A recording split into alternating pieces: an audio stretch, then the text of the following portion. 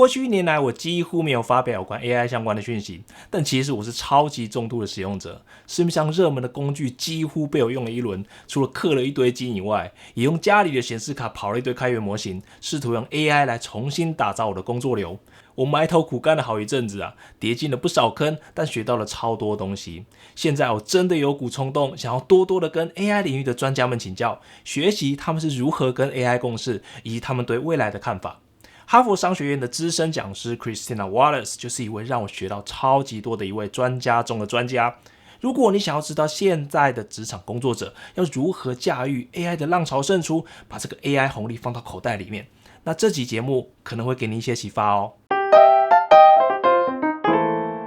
嘿，大家欢迎回到我的频道，我是修修。这里我会分享科学的方法与工具，我喜欢的书，还有最新的 AI 趋势，来帮助大家工作更有效率，身心更健康。很开心的在知识卫星的促成之下，跟 Christina 有一个很深度的对话。之所以一开始会对这个合作有兴趣，是因为他这个人本身就不像哈佛讲师，他是学音乐出身的，做过剧场，现在一边在哈佛商学院教书，一边还经营一家百老汇制作公司。但我最喜欢的是他在《发现我的多重职涯组合》这本书提出的概念。我们每一个人其实都是多重身份的组合，而现在这个世界最危险的就是那个紧抓着单一条职涯不放的人。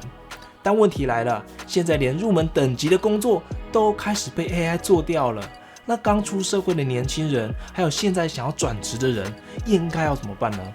This one is tough. I am hopeful that we will see some of the short-sightedness of this, because you can't end up with the next generation of senior leaders if we're not willing to train an entry level. Like there's no future pipeline. So this is an incredibly short-sighted cost-cutting move right now. Yes. That being said, for those who are waiting for everyone else to figure this out, I think the role right now is for them to find their own agency. Don't wait for the job, create the job.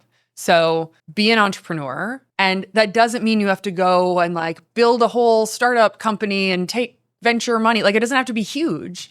It could be just something that's like, what can I offer the world?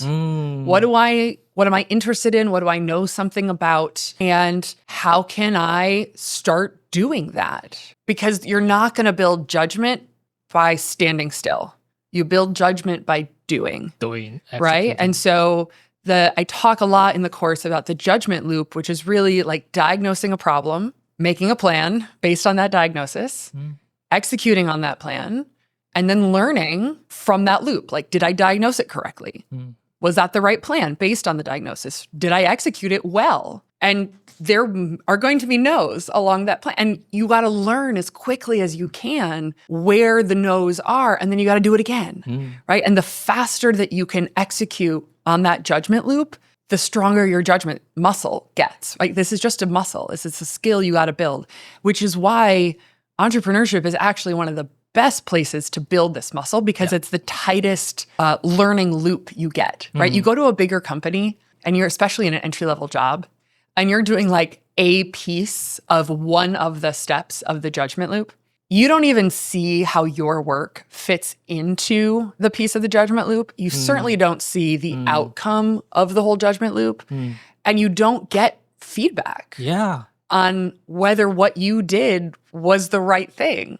Like you really don't get that feedback loop that says like, keep going or let's adjust. And maybe when you get more senior level, you get a little bit more insight, but it can take a long time to get that regular information. So it sucks a lot to have to go out and make your own way because there isn't a path when a path was promised to you. I get that. Yeah. And if you are willing to see the opportunity here, which is to build that judgment on your own terms and to build it a little bit faster and to force yourself to find what your unique fingerprint is that you can offer the world, I think you're actually going to find yourself in a better position than some of the other, call it middle managers, that might be holding on for dear life right now and postponing that exact conversation with themselves. 我超级喜欢 Christina 讲的判断力循环，这正是所有新创公司的创办人会进步这么快的原因，因为他们掉下坑之后会汲取教训，爬起来，然后变得更强。这个强度跟频率跟一般上班族比起来实在是高太多了。从失败中学习，正是我们大脑数十万年演化下来最能够加速学习的机制。而现在有了 AI 的帮忙，所有的人都可以在自己的正职工作以外，花很少的代价就能创造很大的成果。但这里有一个一定要注意的，你跟 AI 共识的方法将会决定你会不会越来越进步。我先分享我自己跟 AI 协作的原则，其中一条我立下了宪法，就是所有的原创文章都必须由我自己亲手写下。而 Christina 也分享了一个我超常用的做法。And that's good because we know from research now that if you let AI produce the first draft and you are editing off of what they provide, you're sort of tweaking mediocrity. Yeah. If you provide the first draft and then you have it sort of expound on it, or what I often ask it to do is be my first reader. Yes. Tell me, where am I making assumptions in the logic, or I'm skipping steps? And you're like, I'm confused. How do these two ideas connect? Or be my cultural reader. Tell me where I'm using phrases or references that might not connect for this specific audience. Yeah. Be a researcher. Tell me where you can find better examples or more updated data to support these claims I'm making. Yeah. Right? Like, give it a role and have it pressure test your work. And that's a very different thing than have it make the draft and you take out the, it's not this, it's that, construction everywhere. And we see this also in the role of ideation. So I like to use AI as an ideation partner, but you don't want to bring it in too early. If you bring it in too early, you will, again, constrain toward average ideas. Average idea, that's so and you true. stop really having the wide aperture of the crazy ideas that you will never actually land on, but that you need to spark the really innovative angles that end up being the thing that actually moves the needle. Yeah. And so keep it for when you're ready for it, but like let your freak flag fly at the beginning before you let AI come in and do its thing. 他讲的这套方法有个通称，就是课程里面有提到的，我认为目前知识工作者一定得具备的半人马工作流 （Central Workflow）， 让 AI 负责繁琐的杂事或者搜寻统整的工作，而人类则负责目标判断以及最终的决策。好，现在有方法了，但我想目前很多人心里还是有一个更深的不安。AI 进步这么快，就算我用的再好，会不会有一天还是被 AI 碾过去，把我的工作取代掉？那时候我身为人的价值到底剩下什么？ Christina 提供了几个人类不会这么快被 AI 取代的面向，我听了真的深表认同。Clay Christensen had another book in addition to the one we all know him for with Disruptive Innovation, The Innovator's Dilemma. He had another one called The Innovator's DNA. And in that, he studied all of these incredible creatives and innovators and identified with his colleagues these 5 traits that were consistent across all of these different folks. And one of them that was sort of the backbone that the other 4 traits kind of wound around like DNA was associative thinking. And it was the ability to connect ideas from seemingly disconnected fields or worlds. It wasn't inventing new things. It wasn't like, you didn't have to be Einstein coming up with a theory of relativity. It was just the ability to sort of sit in multiple spaces at once and see something in one place and then translate it somewhere else. And I think that is the power of really understanding your Venn diagram, is that it then allows you to recognize that you can pull from all of these different worlds and then translate it. And now you have access that someone else in the room doesn't to these ideas, to these insights, to these networks even. And so when you're thinking about what can you offer in an AI world that cannot be given over to algorithms? Yeah. It's that fingerprint. Yeah, and you say that because that connecting the dots is what AI sucks. Yeah, AI is terrible at that. Yeah, those insights that AI produces is just very, average. Yeah, they can do the obvious stuff because if you think about it, it's trained on what has already been written. So if there's already been written something connecting those dots, like math and music, we've written about that connection. That exists in the world. It can identify that. If it's a novel connection, it's not going to find it. Yes. It requires you to find it. Yeah. And sometimes it's not even you finding the thing itself. Sometimes I have some great stories in the book of people I interviewed who had their aha moment, their big breakthrough, honestly, not because of the other thing, but while they were doing the other thing, just by like turning their other part of their brain off, right? Like there's a physicist who was also a jazz saxophonist, and he was like hitting his head against the wall on this like string theory and couldn't finish his dissertation. Yeah. So he's like, you know what? Screw it. I'm going to go play at the jazz club.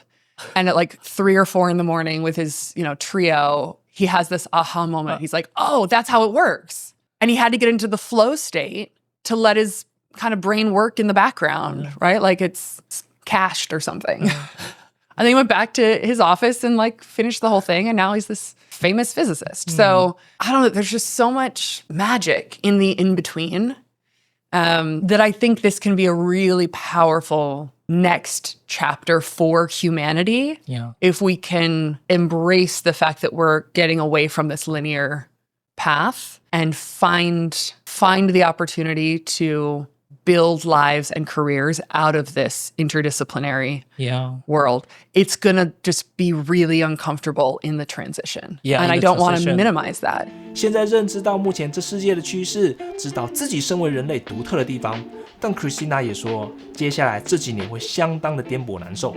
如果你也认同现在就是个卷起袖子开始做一些自己东西出来的好时机，那我觉得他跟知识卫星开的这堂课会帮你打下一个很好的基础。